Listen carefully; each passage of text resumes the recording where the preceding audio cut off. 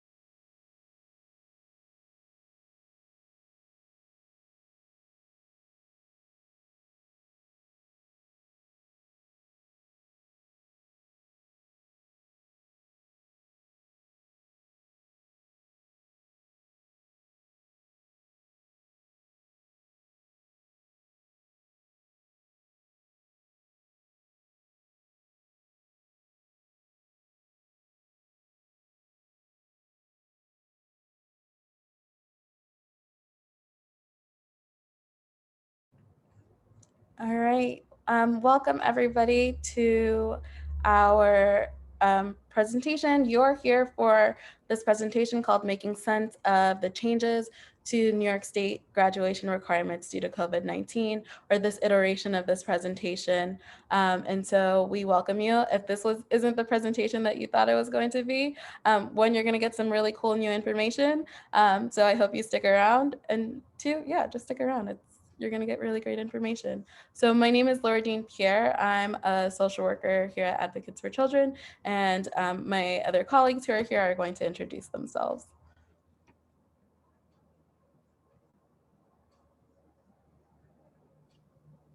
Hi, I am Juliet Eisenstein. I am a staff attorney at Advocates for Children.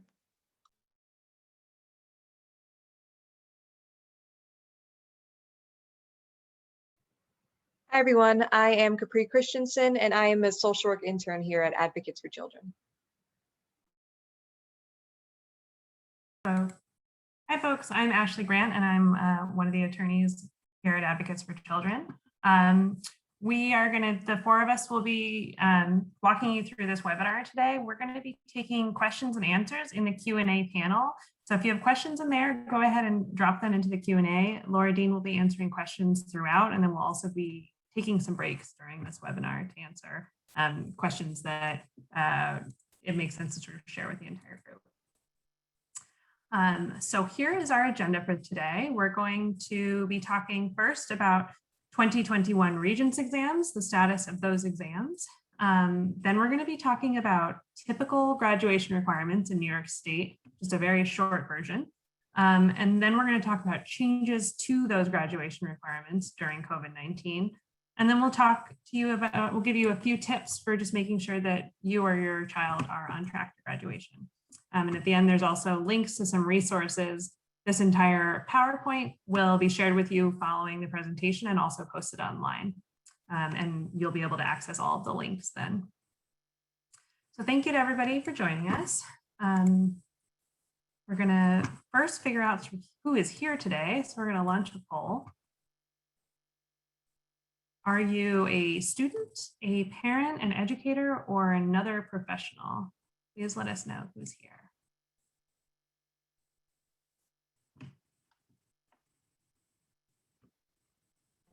All right, so a little over half the people have voted, so get your votes in. We really want to know who's with us in the audience today. All right, gonna give 5 more seconds. Get in your votes, and then I will end this poll.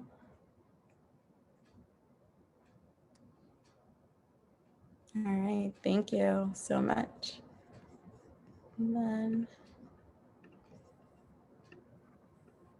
And we also want to know, where are you coming from? Are you in the city? Are you somewhere else in the state, or somewhere else completely?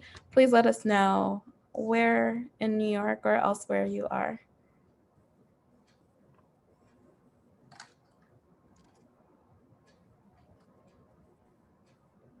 All right, most people have voted. I'm gonna give 2 more seconds. Get in those last votes. All right, thank you so much to everyone. So it looks like we have quite a few Brooklynites with us. And then it's almost an even scatter through Bronx, Manhattan, Queens, and other parts of the state or the country or wherever you may be. So thank you all for joining us. All right, so could you advance the slide, Laura? Thank you. So the Regents exams the following Regents exams are canceled. June and August of last year of 2020 are canceled. January exams of this year were canceled, and New York State has canceled August of 2021 exams. So we're going to tell you today what this means for students who are scheduled to take those exams.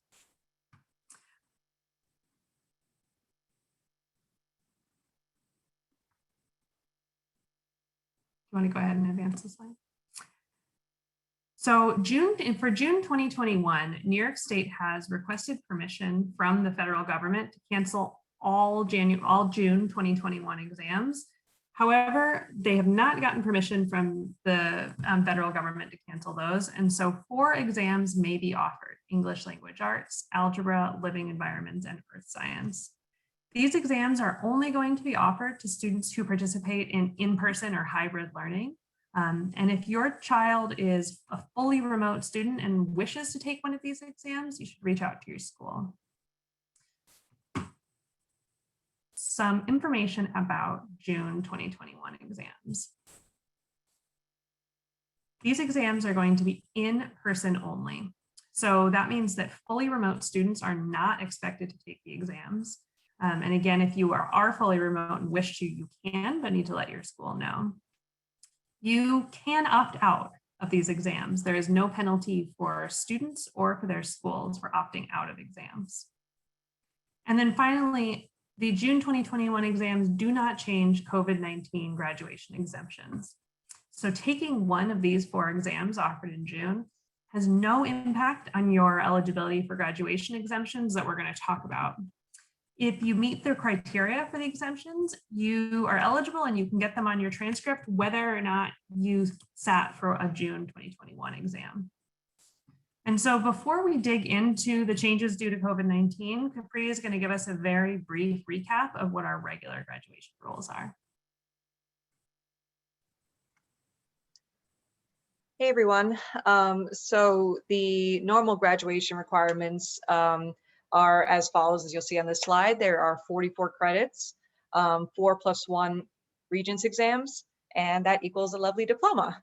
But it should be noted that New York State requires 22 credits to graduate. New York City has the same credits, but counts them differently. So in New York City, the same number of courses are counted as 44 credits, but it's the same amount of courses. And so first we'll review the credit requirement, and then we'll discuss the exam requirement and how it's impacted by the current pandemic. So first we're going to talk about a student's right to be in school. So a student must stay in school until the end of the school year in which they turn 17. A student may stay in school until the end of the school year in which they turn 21 or until they get a diploma. And so this is important because once students have met all diploma requirements and are issued a diploma, whether under regular rules or using one of the COVID-19 changes you'll learn about here today, that student does not have a right to come back to school. So, but if you have left school and don't have a diploma or have not aged out, you do have a right to go back to school. So that should definitely be noted. So here are the normal course, like the course layout that adds up to the 44 or 22 credits, depending on where you are in the state. There are 8 English, 6 science, 2 second language, 5 gym or health, 8 social studies, 6 math, 2 music, art, and 7 any other. So the credit requirements do remain the same during the COVID-19 pandemic, though schools may have adjusted their grading scales or policies.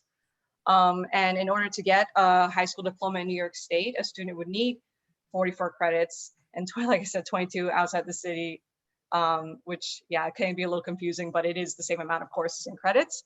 All students need this amount of credits, whether they are a student with a disability, a multi-language learner, seeking a Regents or local diploma.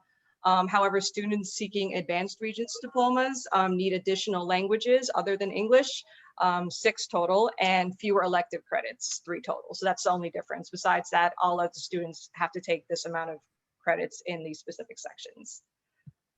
And so now we'll start to see how these credit requirements have changed in the COVID-19 pandemic. So while students still need the same total number of credits, the state has relaxed requirements to give schools more flexibility in awarding the credit. So the first one of those exemptions is that attendance does not count towards grades. Also, there is no lab requirement for science Regents. Usually there's like a 1,200-minute lab course required to take the science Regents. But it is waived this year for both students sitting the science exam and students seeing an exam exemption. And lastly, there is no instructional time requirement. So that's really important to note as well. Most important takeaway of all of this is that high school students can participate in remote learning opportunities being offered by their school and should. And now we're going to go into some questions. At the moment, there aren't any questions in the Q&A. I do see a raised hand. Can you please type in your question into the Q&A section, and that way we can help, or send it to us in the chat. That way we can help answer your question. Thank you so much. All right, moving on.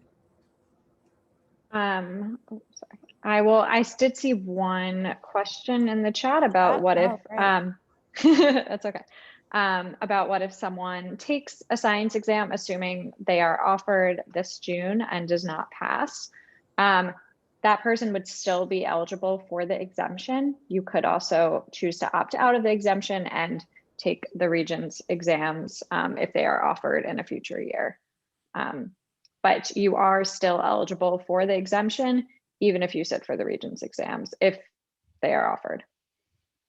Okay, so now I am going to shift to talk about the exam requirements for graduation, since Capri has just talked about the credit requirements. In general, all students need to pass 4+1 Regents exams to graduate. Generally, a score of 65 or higher counts as passing. And there are 4 core subject areas that students need to pass Regents exams in: ELA, math, history, and science. And then there's the +1 option, which we will get to in a bit. Even under normal circumstances, so prior to the pandemic, students with disabilities and some English language learners, or ELLs, can graduate with Regents scores lower than a 65. We are not going to cover these exceptions during this webinar because they have not changed in light of the pandemic. However, at the end of our slides, you'll get links to more information and guides that we have about those lower Regents score requirements for students with disabilities and English language learners. Okay, So how have exam requirements changed during COVID-19? Okay, so the general takeaway is you can graduate this year or in future years without passing the Regents exams if you meet one of the three following buckets. One, you're taking a Regents course this year and you earn credit for that course by summer 2021. Two, you've previously passed a Regents course and you intend to take the June 2021 or the August 2021 exam. And lastly, if you are a 7th or 8th grader and you pass the Regents course that you're currently in this school year or that you took last school year. And I just want to quickly note a quick note about the language here. When I say Regents course, that encompasses a full course sequence. So you have to be in the final semester of the course sequence leading to the Regents exam to meet one of these three definitions. And I'm going to go in depth into each of them in the following slides. Okay, so first bucket of exemptions are if you're taking a Regents class now. So this applies to students who are either taking that Regents course of study currently and are currently in their final semester of that course sequence. That means that automatically qualifies them to be taking the June 2021 Regents and therefore qualifies them for those Regents exemptions. If a student has transferred schools so that their course credits might look a little bit different, we encourage that student to talk to the guidance counselor at their school to make sure the course sequence coding is complete and that they still qualify for the exemption. And then the second bucket of students who fall into this category are students who are working to complete incomplete grades. So if a student previously got a grade of NX, which New York has been giving to students who have not fully completed a course, and they are working to complete the work for that course now and will be finished that Regents course by the end of this semester, then they will qualify for the Regents exemptions in June and August. I do want to note here that students who have gotten grades of NX this spring have until January of 2022, so next January, about a year from now, to complete that NX. That said, they only have until the end of this semester to qualify for the June and August Regents exemptions that are being given out this year. So you need to complete the NX by June of 2021 or August 2021 to apply to qualify for that Regents exemption. Okay. The next category of student who are eligible for exemptions this summer are students who previously took and passed a full Regents course sequence. So the important things to note here are that this bucket applies to students who are 21 plus. There are no time parameters that apply to this bucket of students. If you previously passed a Regents course, but you couldn't pass the exam, even if that happens 3 years ago, if you can show that you intended to take the June or August 2021 Regents, then you qualify for the exemption. So on a similar note, this also then applies to students who left school who had previously passed a Regents course, but were missing the associated Regents exam because they could not pass it. And we will get into some specific examples to show you what exactly this might look like shortly. But these are the two important things to note, and that if you are a former student who wants to come back and tell your former school that you did intend to take the June or August 2021 Regents, we highly recommend reaching out to your most recent school as soon as possible to let them know. Okay, finally, we have our last bucket of students who are eligible for the Regents exemptions this June and August, 7th and 8th graders. Even though 7th graders don't get high school credit for Regents classes that they take, if a 7th or 8th grader passes a course that normally ends in a Regents exam, so they pass the end of that course this semester, they are eligible for that Regents exemption. Even though they may not get the associated course credit, they'll get the exam exemption. Okay, I think that covers exam changes, and we will pause here for questions. Yeah, I just wanted to amplify a couple of questions that you might have that you went over, but I just wanted to highlight them again. So we have a question in the chat that says, if I'm in earth science and take the class but fail the Regents, would they still get an E on their transcript, even though this is one of the exams that New York State is giving? Yes, so whether or not a student takes a Regents exam in June has absolutely no bearing on your eligibility for the exemptions. Whether you are offered the test and choose to take it or choose not to take it, you are still eligible for the exemption. So whether a student, if a student attempts to take an exam in June and does not pass it, they could still qualify for an exemption. Or if a student's offered the exam and opts out, they could still get the exemption. So regardless, that it's available to you. Thank you. And then the next question said, if a student gets an NX this June and has until next January to make up the coursework, do they still qualify for this exemption? This is a really important question. In last year, when students got incomplete grades and they made them up after the end of the semester, they were eligible for exemptions. Based on the current wording of the regulation, it appears as though students have to pass their class by the end of summer school this summer. So students who have an NX for this semester would need to correct that NX or that incomplete grade by the end of this summer in order to receive an exemption for this summer's exams. Yeah. And so someone asked, does this apply to 9th graders? And this depends on the classwork that the 9th grader is taking.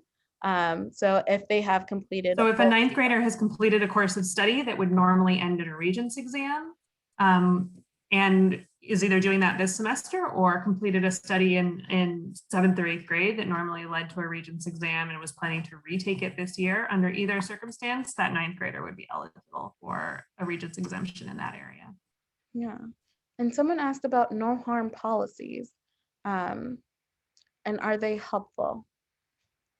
And I don't. So there are some districts that use Regents exams toward a student's grade, final grade in the course. There are also some districts that use Regents exams toward a final grade in the course, but have what is called a no harm policy, meaning that a good grade on a Regents exam can only increase your grade in the course.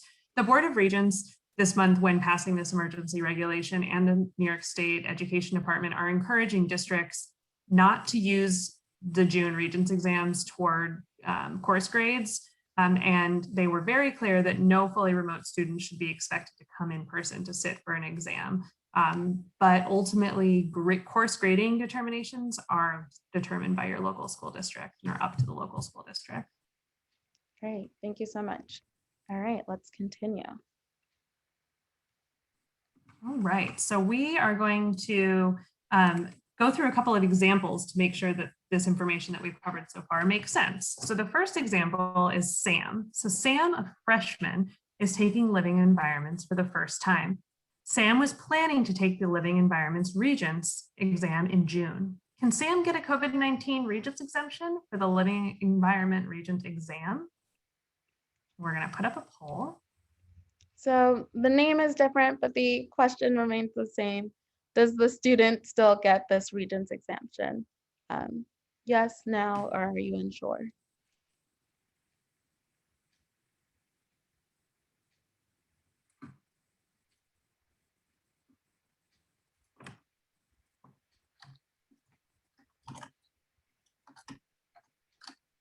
All right, I'm gonna give everybody 3 more seconds to get in their answers. About half of you have submitted. So ready, and great, thank you. And then here are our results. So most people think that. Go ahead. Most people think that Sam, yes, can get the COVID Regents exam. And folks who voted yes are most likely correct. The answer is kind of unsure. So since Sam is a freshman, he would qualify for the exemption as a student taking a course this year, so long as he earns credit by the end of summer 2021. So Sam has to pass the Living Environments course in order to be eligible for the exam exemption in June. We're going to move on to the next example. So when we look at this slide, Sam is going to be eligible. The student that we just looked at is going to be eligible under this first red bucket. So a student taking a Regents course this year and earning credits by summer 2021. All right, next example. So the next example is Morgan. So Morgan, 20, left high school missing just one math credit and one gym credit needed to graduate. Morgan has taken 5 Regents exams, an ELA, Algebra 1, Living Environments, Global and US History. So he's taken all 5 required exams, and he has not passed any of these exams. Can Morgan get the COVID-19 Regents exemption for these 5 exams this year?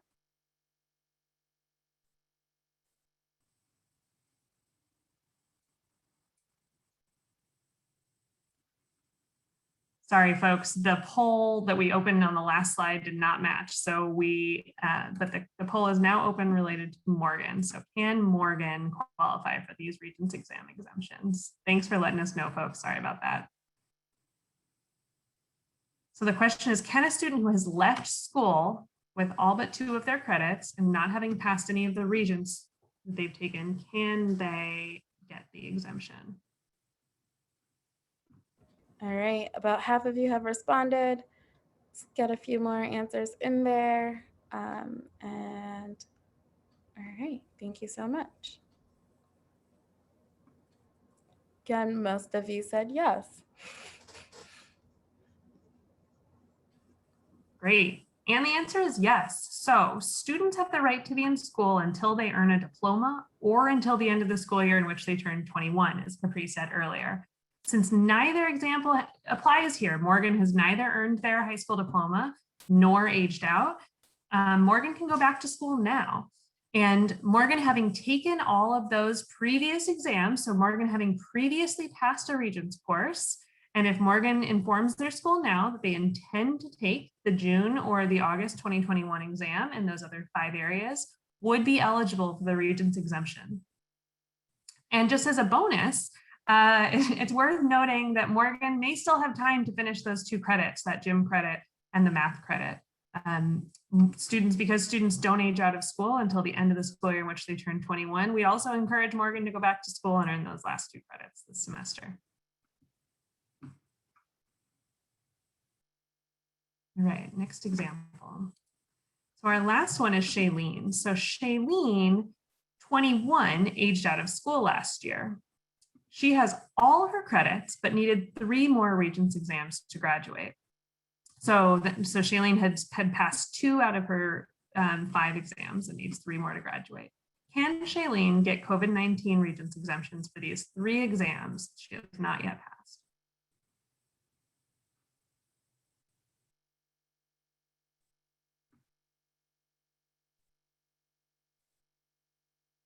All right, about a third of you have submitted your answers, so let's get some answers in there. All right, and thank you so much to all who voted. I'm gonna end the poll, share the results. So majority of you said yes, and the answer is yes, Shailene qualifies under the bucket of previously passed Regents and previously passed a Regents course. So this is one where we're unsure. Some people say yes, some people say no, and a lot of people are unsure. So yes, people of any age can get these exemptions if they qualify. So Shailene sounds likely to qualify under the bucket of a student who previously passed a Regents course and intended to retake it in June 2021 or August 2021. So New Yorkers of any age can return to high school to take Regents exams when they are offered. So if Shailene was interested in taking the June or the August exams this summer, Shailene can contact her old school, let the school know that she planned to retake 3 of her exams in June, and her school can program her for that and issue the Regents exam exemptions on Shailene's transcript. It's also worth noting that because of COVID-19, New York State has encouraged districts to let students who aged out last year, or who turned 21 last year, come back to school this year. So if Shailene was missing any of her credits, she should also contact her school this year and let her school know if she is interested or needs to come back this school year to finish any of her courses. All right. You kind of just went over this, Ashley, but do you want to reiterate, how is intent documented or defined? Yeah, so let's go back to the previous slide that sort of lists the requirements for these exemptions. So if a student is taking a course this year, they're completing a Regents course this year and they earn credit by summer 2021, they are assumed to be planning to take the course in June or August, and we don't need to document intent. For students who previously passed a Regents course and they intend to take a June 2021 or August 2021 exam, we would recommend simply sending an email to your school or calling them and asking them where you can send an email saying, I am a current or I'm a former student. I previously passed, list the specific Regents courses and say, and I intended to take them in June or in August of 2021. And I'm asking you to put the, to grant me the Regents exam exemption on my transcript. So an email should suffice in terms of intent.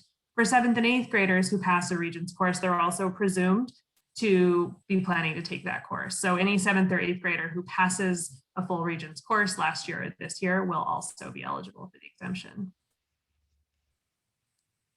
All right, great. Thank you so much. Okay, so we've now talked about the core Regents exam requirements and how they have been altered by COVID-19. And now I'm going to go into this +1, what it means, how it's affected by the pandemic. Okay, so basically the +1 requirement just represents the idea that in addition to these 4 Regents exams that a student must take, 1 in each of those 4 core subject areas, you can do a variety of different things to fulfill that 5th exam requirement. So here is a list of all of the different ways that you can fulfill the 5th exam requirement. You can use a 5th Regents exam. You can use an SAT 2 subject test. You can use a language other than English or LOT assessment. You can use a career and technical education or CTE assessment. And lastly, you can use a career development and occupational skills or CDOS credential to fulfill that +1 requirement. I will talk a little bit more about what each of these means, but first, I'm just going to go over how these requirements are impacted by COVID-19.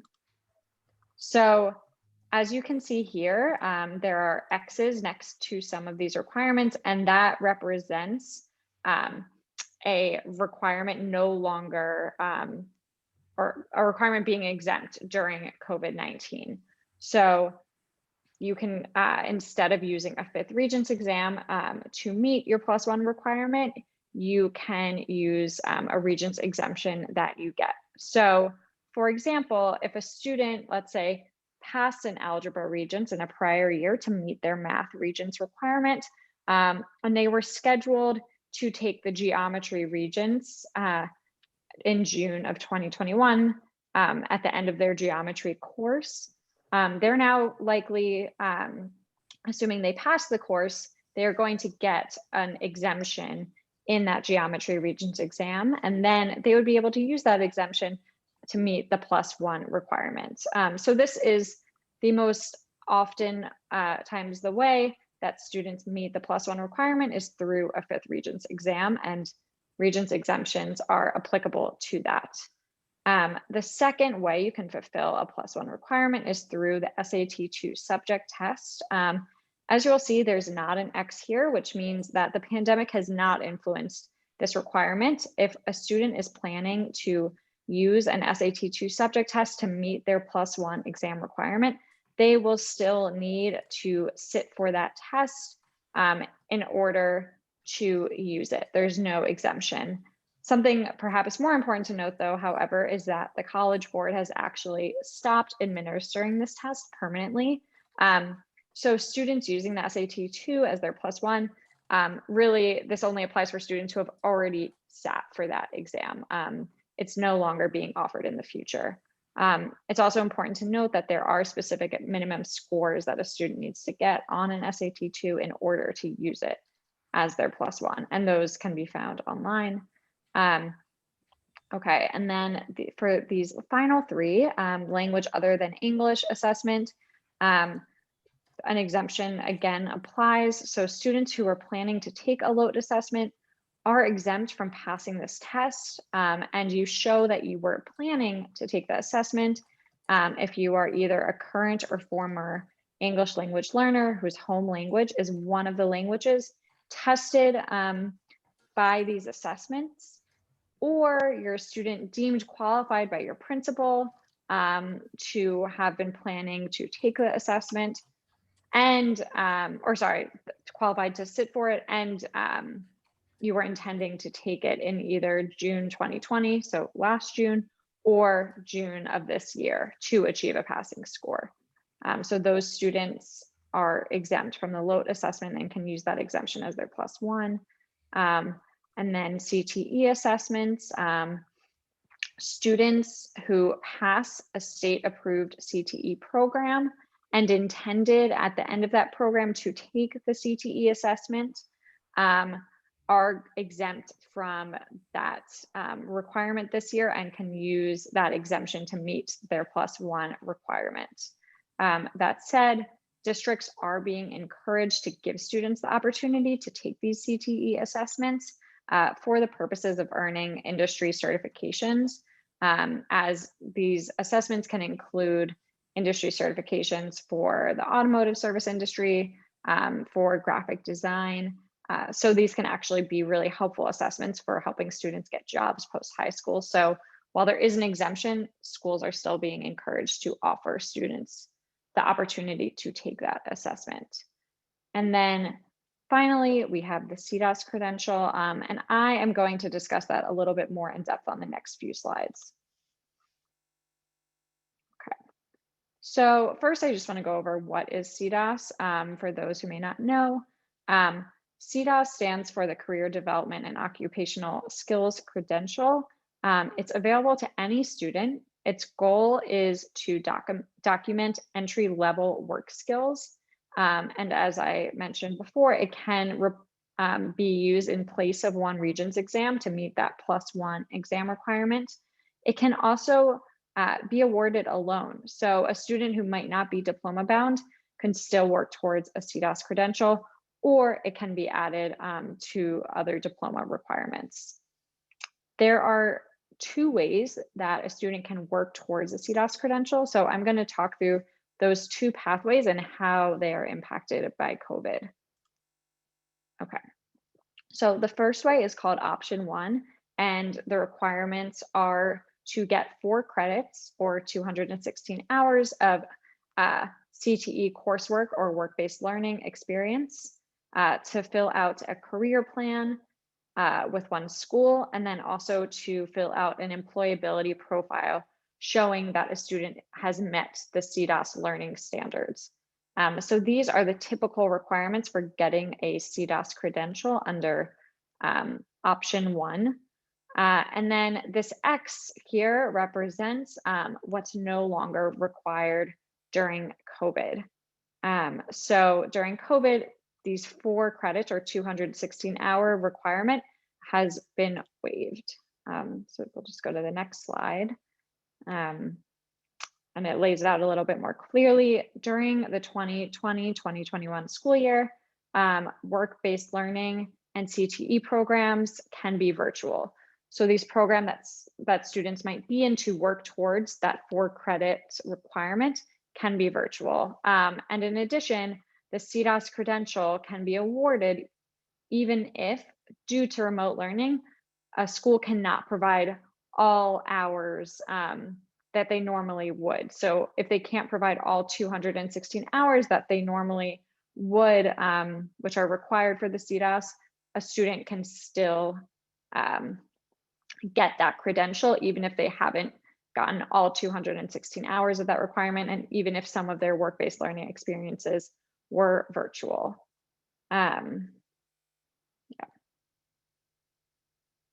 Okay, and then there is, as I mentioned, a second way to get a CDOS credential, and that's option 2. And so to get a CDOS credential under option 2, you need to just pass an approved work readiness assessment. So instead of those previously mentioned requirements of the 4 credits, the career profile, the career plan and the employability profile, a student would just need to sit for one of these recognized assessments. And as you'll see, there's an X next to each one of them because none of them are required at this time during COVID for a student to pass in order to get a CDOS credential this way. So during 2020-2021, graduating students are exempt from that work readiness assessment, and a CDOS credential can be awarded to them under this option 2 pathway if they otherwise meet CDOS learning standards, which will be determined by their school. So if they otherwise show that they've met these work-based learning standards, they can still get the credential even without taking that assessment. Okay, that was a lot of information, so we'll pause here for the questions. At this time, there are no questions, so let's continue. Someone asked, is a parent able to waive this so that their student is able to stay in school?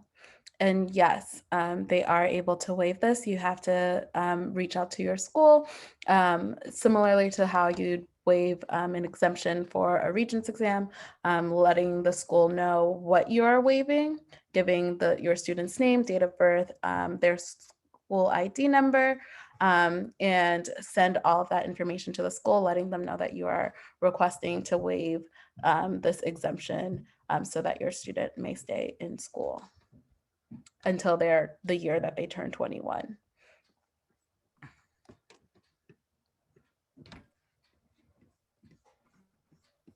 All right, thank you. So next we're going to talk just about how these exemptions will appear on transcripts. So each exam with a COVID-19 exemption should be listed on a student's transcript. A WA or an E will appear on the transcript in place of a score. Masters, honors and mastery endorsements are still available to students who receive COVID-19 exemptions. So students working toward honors designations will not be harmed by COVID-19 exemptions, and exempt exams will not be part of the calculations. So the exemptions are going to be excluded from calculations for those honors and mastery endorsements. So for example, for a mastery endorsement in math or science, typically students need an 85 or higher on 3 exams. That's the regular rule.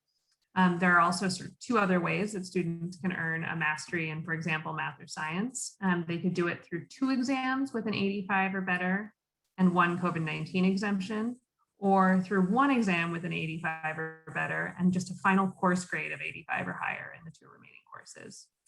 Similarly for honors, typically to receive an honors designation, students need 90 or higher on all exams. And during COVID-19, students can qualify for an honors designation with a 90 or higher on 3 exams and COVID-19 exemptions on the other. or with final course grades with an average of 90 or higher in all courses for which they are using COVID-19 exemptions. And exemptions can count later toward a high school equivalency diploma or an HSE diploma. So in general, students who leave high school without a diploma can combine passing Regents scores with passing TAS subscores to earn a high school equivalency diploma.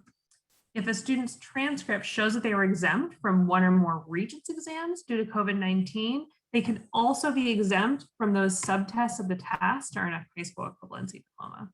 So students who are at the very end of high school and may be finishing high school earning a diploma or may end up transferring to a high school equivalency program should still really make sure that their COVID-19 exemptions are recorded on their transcript, because they can be useful later in earning a high school equivalency diploma, even if students leave high school without a diploma. So we're going to talk next a little bit more about high school equivalency. So while many, could you go back a slide? So while many TASC test centers are closed, you can actually earn a high school equivalency diploma without passing any TASC subtests or any other exams if you meet one of these three criteria. So I'm sorry, all of these three criteria. So students can enroll in an approved HSE or high school equivalency program. And if in 3 or more areas, so there are 5 subtests on the task, if in 3 or more subtest areas, they have a passing score on a Regents exam or a Regents exam COVID-19 exemption, or a passing score on the task or old GED subtests, students can combine those 3 or more subtests, exemptions, or passing scores with teacher-provided assessments in any remaining subtests. So of the 5 subtests, students need either a Regents exemption or a task score or a GED score in 3 of the areas, and in the other 2 areas, they can be exempt from taking any assessment by taking teacher-provided assessments for any of the remaining subtests. So essentially passing their high school equivalency course in those two subtests. All right.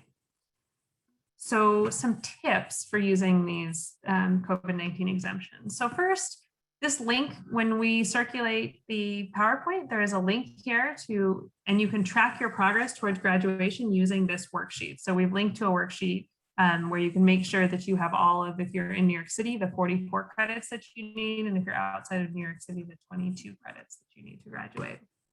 Also, make sure you pass the class and ask for help if remote learning is not working for you. So for the exemptions, for all of the exemptions, it requires students to have passed the course by the end of summer school this year. So it's really important to pass that class because planning to take the exam alone is not sufficient. Students have to either this semester or in a prior semester have passed the full course leading to the exam.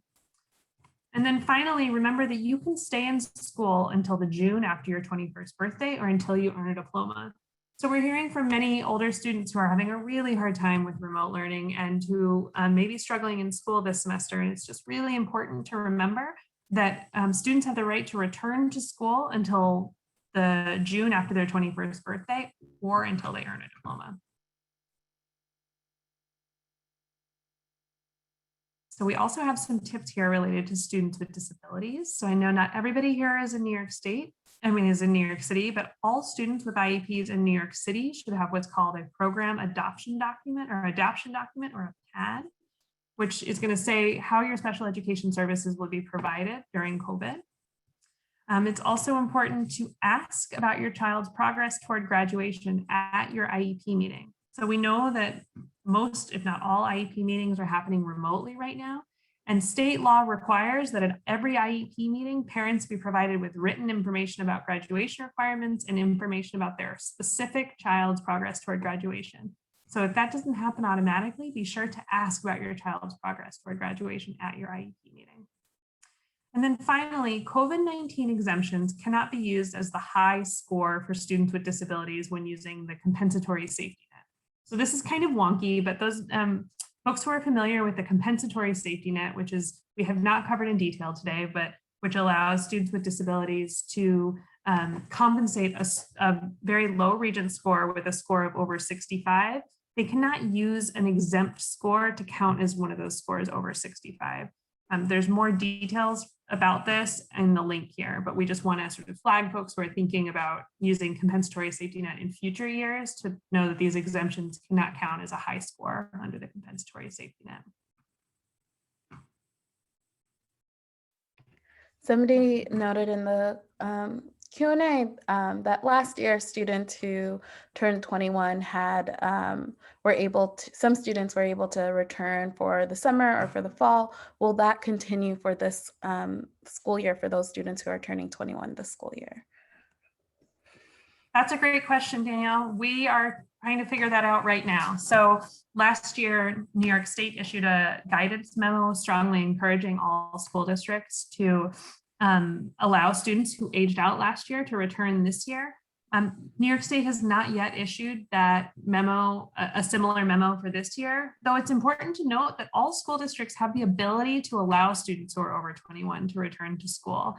And in fact, students with disabilities who have not received a free and appropriate public education this year may actually be entitled to additional time in school. I'm also going to share some information very briefly about a coalition that's working specifically on this issue. So if it's something that you're interested in getting involved with, please reach out to me, and contact information is going to be in the slide to follow.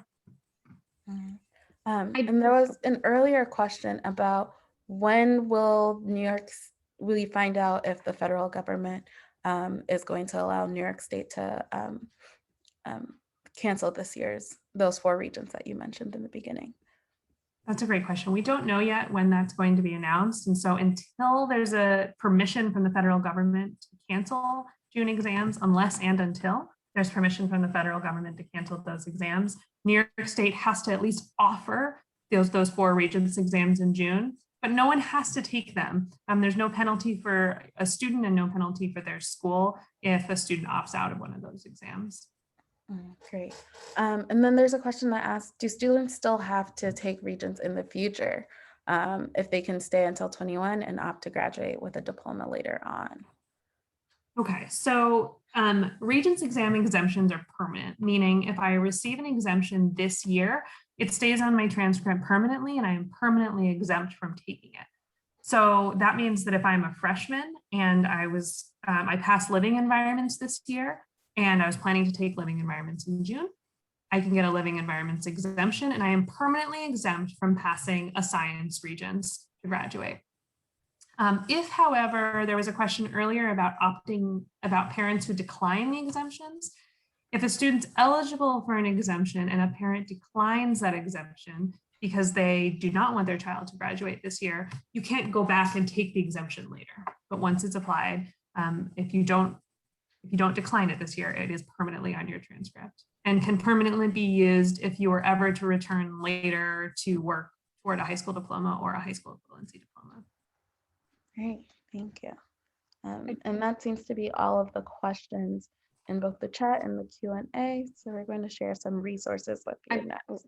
Oh, no. I'm just gonna, sorry, I was just reading a question in the chat, and I think there was, maybe I'm just reading between the lines, but I think there was a question that was essentially asking, like, if you are in a virtual work-based learning experience right now to work towards your CDOS, and so therefore are meeting all of the requirements, and you are going to get those 4 credits by the end of the semester, but you want to opt out of them. I think that was maybe a question, and Laura Dean touched on it a little bit, but I would say, you know, if the school is saying that you met the 4 credits and you filled out your career plan and your employability profile, that because in theory, the student will pass those 4 credits by the end of the semester, that this would be a conversation to have with your school, with the teacher, with the principal, that, you know, to raise concerns that the student, though having the credits, might not actually be meeting the learning standards.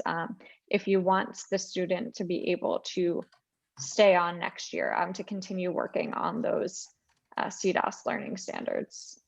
I don't know if Ashley or Laura, do you want to add anything else? But I just wanted to make that quick note. Great, thank you. All right.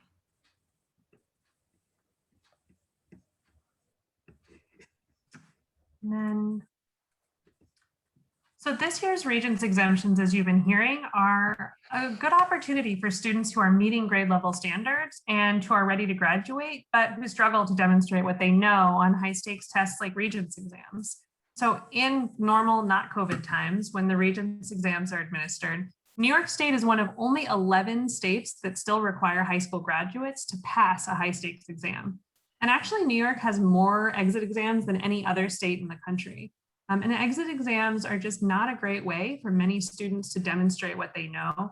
And they can be particularly problematic and really create barriers, in particular for students with disabilities, students learning English, and students who are recently arrived in the country.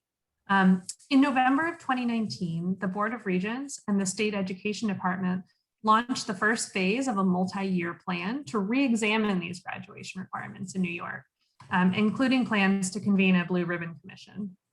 The initiative is on hold right now due to COVID-19, but there's still a survey where and we're going to drop the link in the slide, the link to that in the slide, I'm sorry, into the chat. And you can also click on the survey link when you get this PowerPoint. And you can still tell New York State what you think should be required to graduate. The Coalition for Multiple Pathways to a Diploma is also urging New York State to rethink Regents exam. This is a coalition that Advocates for Children coordinates. And we are advocating for graduation rules that are fair, that make sense, and that are accessible to all students. We also have this one-page tip sheet called Rethink Regents that we're also linking to here, which summarizes some research and explains why we think that New York State should permanently separate Regents exams from graduation requirements. So if you're interested in learning more about the Coalition to Multiple Pathways to a Diploma, which is going to be really digging into the Rethink Regents campaign when it opens, or when the Graduation Measures Initiative restarts. And this coalition is also advocating for additional time next year for students who turn 21 this year. So if you're interested in joining us, there's some information on this slide, which will also be emailed out to you about how you can join the coalition's work.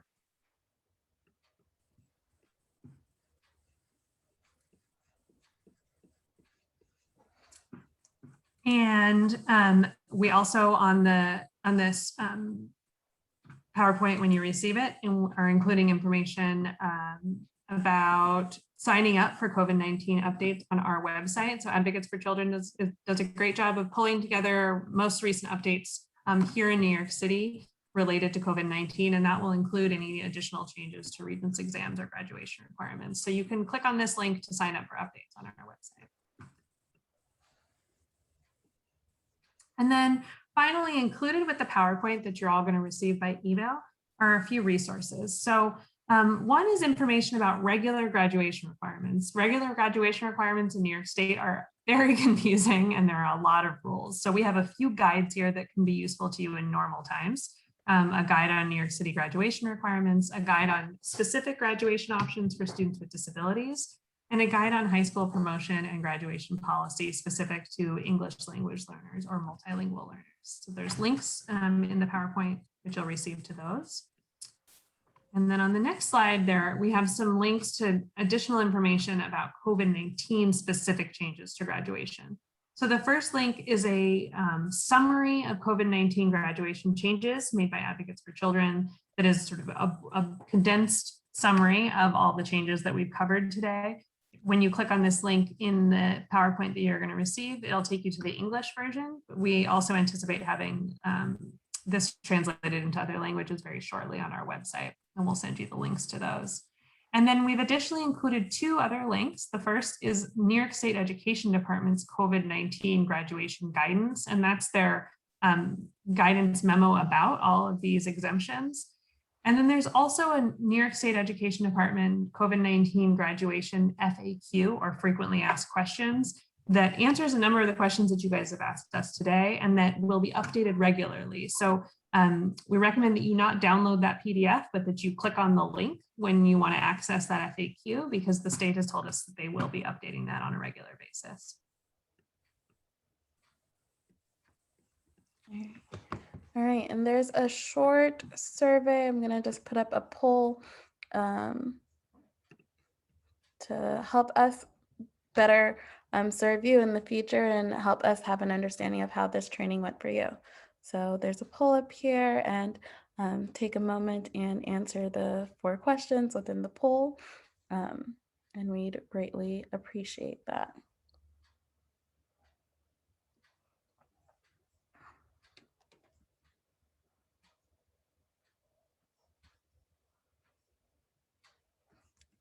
So as people are responding to the poll questions that just ask, was this training easy to understand? Was this training helpful? Will you be using this information from the training? And were the materials helpful? Keeping in mind that you will be receiving this presentation in soon. And as always, if you have any questions that we didn't have enough time to go over during this presentation, or any other questions that may come up, please feel free to reach out to our helpline. The number is there on your screen, and you can also email us at info@advocatesforchildren.org, and the number is 866-427-6033. And our helpline is open Monday through Thursday from 10 a.m. to 4 p.m. So we would love to hear from you with any questions that you may have regarding this, or regarding any issues of your child or somebody that you're working with education. So thank you so much for joining us, and we look forward to seeing you next time.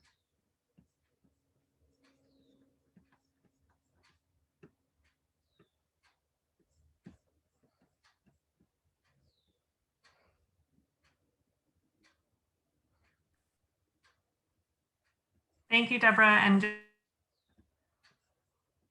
so feel free to share the links to the completed webinar with other folks in your network. Thank you.